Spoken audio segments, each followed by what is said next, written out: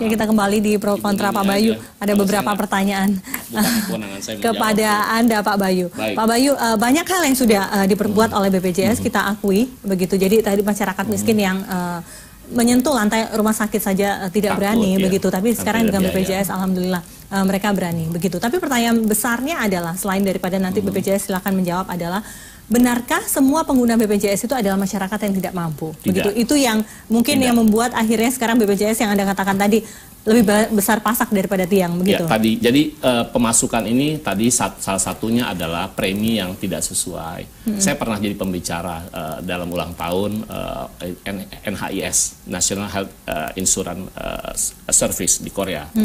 Di Korea itu 1 tahun membayar 2.000 US dollar. Terus saya sampaikan di kita hanya 2 US dollar per bulan, 2 US dollar kurang. Karena kita kalau kurs 13.000 berarti 26.000, kita hanya 25.000. Jadi setahun hanya 24 US dollar saya sampaikan. Di sana itu ada out of pocket, membayar 20% pesertanya. Kalau tidak mampu baru dibayar pemerintah. Kemudian di Jerman itu 8.000 US dollar. Nah, di kita tadi pengeluaran perhitungannya, aktuarianya memang tadi ada yang seharusnya yang 23.000 itu 36.000, kemudian dan sebagainya, itu ada perhitungan akademik, aktuaria. Nah, salah satunya itu. Yang kedua adalah banyak beberapa hal yang memang harus kita benahi, regulasi-regulasi yang membuat BPJS ini tidak rigid. Jadi tidak rigid, tidak dinamis, rigid artinya tidak dinamis, maaf salah ngomong saya. Tidak dinamis, jadi rigid, ada kekakuan sehingga kita tidak melakukan fungsi secara purchaser yang benar. Termasuk soal harus ada surat pengantar dari ini, itu dan lain sebagainya, padahal ini ada orang yang lagi kejang-kejang setelah kecelakaan seperti itu, apakah bisa dibenahi? Yang kecelakaan memang ada regulasinya, karena kecelakaan kerja itu juga kita juga mencegah jangan sampai terjadi fraud. Karena dari hasil Litbang KPK, Litbang KPK tahun 2016 itu terpotensi terjadi fraud itu 1.800.000-an. Dari kecelakaan kerja? Bukan, dari angka yang seluruh yang dari 192 juta itu. BPJS itu. Jadi itu bukan kata saya, kemudian dari audit BPK juga mengatakan demikian. Sehingga kita harus menjalankan fungsi BPJS ini dengan 9 prinsip, termasuk kehati-hatian, kan gotong royong. Jadi yang muda membiayai yang tua, yang kaya membiayai yang miskin, yang sehat membiayai yang sakit. Dari 1 orang cuci darah saja itu 1 juta kan, dia hemodialisa. Kalau seminggu 2 kali 2 juta. Kalau 8 kali dalam 1 bulan itu harus membayar 8 juta. 1 juta itu digotong oleh 40 orang sehat.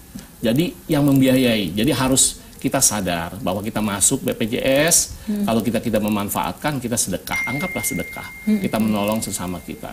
Nah itu gotong royong. Kemudian wajib sifatnya bagi seluruh masyarakat. Kemudian tadi transparan, kemudian efisien, portabilitas di seluruh Indonesia, kemudian juga dana amanat, kemudian juga nanti kepentingannya untuk kepentingan peserta. Ini jadi Pak Bayu, apa yang Anda keluhkan sebagai insan BPJS atas itu tadi? Kan seperti BPJS ini diharapkan sedemikian luas dan sedemikian tinggi oleh masyarakat, tapi ternyata memang kemampuannya masih minim. Satu memang. Benar tidak Pak, ada hutang hingga 9 triliun? Sebenarnya bukan masalah hutang, jadi kita tadi memang balance antara income, pemasukan dan pengeluaran masih belum balance. Tadi penyebabnya adalah salah satunya itu. Apa bedanya dengan itu namanya hutang ya? Kalau hutang kita sudah memberikan layanan, kan kalau ini kan belum perkiraan akan ada segini. Kalau hutang berarti baru perkiraan ya? Artinya data dari data yang akan keluar nanti sampai dengan Desember adalah sekian. Jadi itu kan perhitungan, ada perhitungan jelas. Yang kerugian sampai sekarang yang BPS derita? Sebenarnya tidak ada kerugian.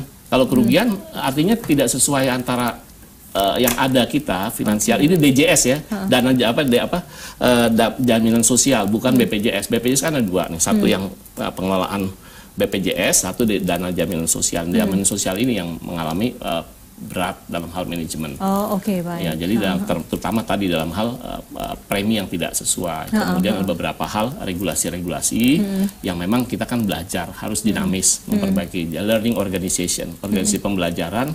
Berdasarkan data yang ada, evidence base yang ada, kita harus memperbaiki. Itu kita korek loh. Kita kalau ada pemasukan yang bersifat objektif, kita korek.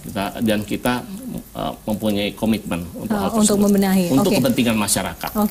Jadi tadi kalau buat yang tidak dapat akses, nah itu sebenarnya kenapa tidak dapat akses, kita cari dulu. Kalau memang di daerah tersebut, ini kan kita bicara masalah Deborah ya. Iya, dan kalau Deborah itu memang tidak ada fasilitas kesehatan, itu bisa dimanapun nanti akan diganti oleh BPJS asal di sana tidak ada fasilitas kesehatan yang bekerja sama BPJS. Tapi kalau di lokalisasi itu ada di daerah itu ada yang bekerja sama, tentu harus tempat bekerja. Kalau tidak ada, kita akan mengganti biaya itu. Pak Bayu, apa regulasinya? Ini Rumah Sakit Mitra Kalideres ini ternyata belum bekerja sama dengan BPJS. Tadi informasi dari Anda sudah sempat mengajukan, tapi belum di-approve. Demikian. Saya dari informasi akan dilakukan bulan September ini, mungkin akan dilakukan cek dan sebagainya, tapi saya Anda menilai ini keterlambatan mereka untuk mendaftar atau memang ada proses yang sedemikian panjang? Tidak, ini kan sifatnya tidak mandatori. Kalau namanya swasta itu sukarela sifatnya. Kecuali Pemda mempunyai aturan regulasi karena di Undang-Undang 44 itu ada yang mengatur pasal nanti saya lihat pasalnya, pasal 29 ayat P, melaksanakan program pemerintah di bidang kesehatan baik secara regional maupun nasional. Nah, program pemerintah ini kan program strategis nasional BPJS. Nah, kalau pemerintah daerah mengatakan demikian harus ikut setiap rumah sakit, swasta maupun apapun, itu silahkan saja. Itu ada kewenangan untuk mempercepat dan perlu namanya law enforcement dalam hal ini. Kita setuju kalau Pak Jarod kemarin menyebutkan harus di DKI. Itu kewenangan beliau karena di sini ada amat undang-undang nomor 44 ayat 2 pasal 29 ayat P disebutkan. Apa yang akan dilakukan oleh Komisi 9 dalam jangka pendek ini khusus terkait kasus Deborah dan nanti kita meluas? Jadi pertama kita akan membuat panja di Komisi 9 karena kita tahu bahwasanya persoalan Deborah ini bukan hanya terjadi di Jakarta yang di Tangerang yang paling dekat dengan kita di Kalideres itu ya, tapi ini terjadi di banyak tempat. Ketika kita sharing dengan teman-teman Komisi 9 ternyata terjadi di sini, apalagi juga ketika kasus itu saya berterima kasih kepada seseorang yang mengupload soal cerita Deborah itu, akhirnya itu menjadi gunung es yang akhirnya semuanya berani bercerita. Selama ini tidak banyak orang yang berani bercerita, sehingga kita akan membuat panja. Panja ini nantinya ingin menggali informasi secara lebih komprehensif. Kita akan melihat apakah izin rumah sakit selama ini yang dilakukan hanya memfokuskan pada sisi administrasi saja, tidak menekankan sisi kemanusiaan. Karena kalau di situ di izinnya itu sudah ada sisi kemanusiaannya, berarti ketika mereka bertanda tangan bahwa mereka siap untuk melaksanakan tanggung jawab itu, berarti mereka juga melakukan pelanggaran. Apalagi yang saya sebutkan tadi di undang-undangnya sudah sangat jelas bahwa tidak boleh mengambil uang muka, menarik uang muka. Untuk tapi tidak ada punishment-nya ya? Ada, punishment-nya ada di undang-undangnya.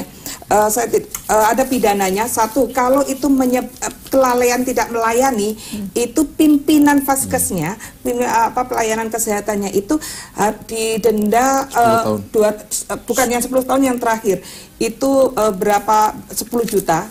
Tapi kalau yang sampai meninggal dan cacat, itu didendanya sampai 1 miliar. Tapi tidak ada punishment pencabutan izin? Tidak ada, cuman kita berpikir bahwasanya kita harus memberikan efek jerah, karena ini terjadi bukan hanya di satu tempat. Kalau kemarin kita meminta ke Menteri Kesehatan cabut, kata Pak Bayu ada regulasinya kalau cabut iya, tapi ini memberikan efek jerah. Kata Bu Menteri, bagaimana kalau kita melakukan investigasi? Saya contohkan saat itu, bagaimana kalau Anda melihat orang di jalanan melakukan pelanggaran, diinvestigasi dulu apa ditangkap? Pasti ditangkap dulu baru diinvestigasi. Nah, kasus ini seperti itu. Kalau habis investigasi ternyata kasusnya, oh ini ada pelanggaran ini dan ini kita bisa melakukan pembinaan, ada kita surat peringatan dan sebagainya, bisa kita buka lagi, ya nggak apa-apa kita buka lagi. Karena kasusnya ini terjadi di banyak tempat, gitu. Kelalaiannya seperti itu. Dan kita juga panja ini nantinya kita akan melihat tentang regulasi yang ada seperti apa. Apakah regulasi dengan sudah 1 miliar itu cukup untuk memberikan jerah atau tidak? Kalau ternyata belum, kita akan membuat regulasi itu. Jadi kita akan melihat dari efek-efeknya, efek undang-undang yang ada. Dan juga kita juga akan melihat memanggil korban-korbannya di panja itu untuk mengambil sisi dari korbannya seperti apa, sisi dari rumah sakitnya seperti apa, dan juga BPJS dan Menteri Kesehatan. Yang jelas saya termasuk orang yang sangat kecewa dengan lambannya Menteri Kesehatan, Kementerian Kesehatan dalam menyikapi merespon ini ya. Baiklah, kita harus break lagi. Kita harus break lagi dan nanti Anda juga dapat berinteraktif dengan kami dengan menghubungi kami di line telepon kami untuk bisa bercerita mungkin apa saja masyarakat Jakarta rasakan ketika berobat di rumah sakit. Tetaplah bersama kami.